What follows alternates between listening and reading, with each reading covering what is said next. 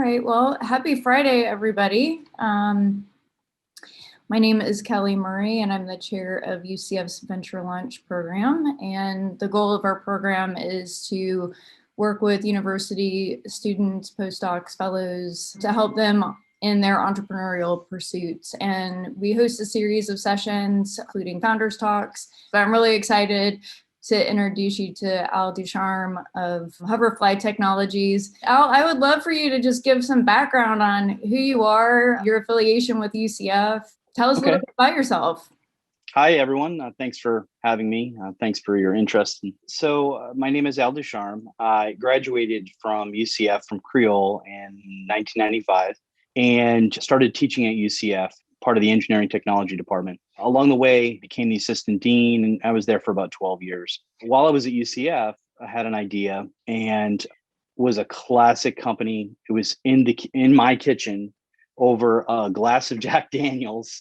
And it was, I think there's a market for this, and how do we get started? At that point, we actually started selling some hand-built boards, and there was enough interest that we formed Hoverfly. We make what are called tethered drones, and it allows us to stay in the air indefinitely. So it sounds like in the back of your mind, you've always had these different ideas, but there was a point in time where you realized this was something bigger. So can you walk us through what was going through your mind or what was happening that helped you make that leap into entrepreneurship? The jumping off point is different for every single person. And I will tell you, you're not going to feel safe. There is no good jumping off point. And you kind of have to stay as safe as you can for as long as you can. To be an entrepreneur is to not be a risk averse person. There is definitely a safety component. I remember my shift from corporate into the land of starting up. And the only thing that gave me some reasonable amount of comfort is that I knew I wasn't stupid. I knew I had people around me that could help me navigate with the questions that I did have. And I had saved appropriately to make sure that I gave myself some runway. And that's smart. And if you can do it that way, all the power to you. But talking to lots of entrepreneurs, it's not always that clear cut. And you can try to follow a plan, but there's a point where you go for it. And we're all taught throughout life to get a good education, get a good solid job. But the truth is they hire and fire people all the time. You're not safe even at a big company anymore. There's no loyalty anymore. So the only loyalty you can really have is if you start your own business and you're loyal to yourself. In terms of me, it was kind of the same as getting my PhD. I wanted to see if I could do it. In starting a business, you want to have that desire to create your own job, be able to make your own choices and all of those things. The other thing that really comes along with it very quickly is you have to have a desire to want to create jobs. And there's a real reward in creating jobs for other people. That's got to be one of the reasons that you want to do it. It can't just because you want to be wealthy.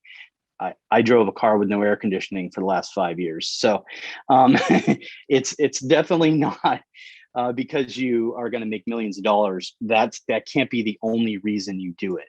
You have a very personal attachment to the fact that you're creating jobs and livelihoods, and those livelihoods mean something to people in terms of being able to expand their families or, get buy their first home or buy a nicer car.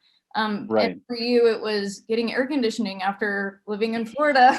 I have air conditioning now. So. Yeah. And we talked a little bit about vision the other day. I think it's an important point to make. You have to know where you're going when you start, knowing that you won't be there when you succeed. When we started the business, our idea was not to make these printed circuit boards. Our ideas were to fly drones to solve large industrial problems. You have to be flexible and adapt. When we started the company, it was only a few short years later that China was making the same thing, and they were selling it for $30 a board, whereas ours was $450. Well, no one was buying our boards anymore. That would have been tragic if that was our plan. Our plan was to build drones and then to take those drones and have the enterprise level software to deploy them into bigger problems. So that was just the end of that revenue stream. But we had already started on the next revenue stream, which was full up drones. Those sold for $25,000 a piece. So we were making several of those and shipping them a week. China came in to that as well, but we were already on to the next bigger problem. You have to have that big vision. You also have to understand that success may not be aligned perfectly with that vision that you started in your kitchen. I didn't expect to be making tethered drones for customs and border protection. That's not really where I started, but it is a big industry problem. So the paths in general can meander next to each other, but they're not always the same. Whoever's telling you starting a company as a roller coaster is correct. I mean, it's really high, super highs and super lows.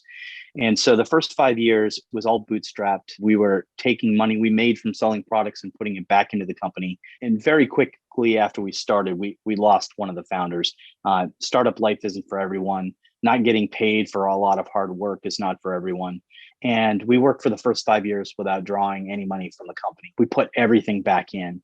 And it was difficult. And towards the end, I was working at the university. In order to meet payroll, I needed to quit as assistant dean and cash out as much of my 401k, my retirement plan, as I could to meet the payroll and do some product development and owe some debt for the company. Personally, I mean, I didn't have the salary coming in for a few months. I didn't have healthcare, but the company was still going.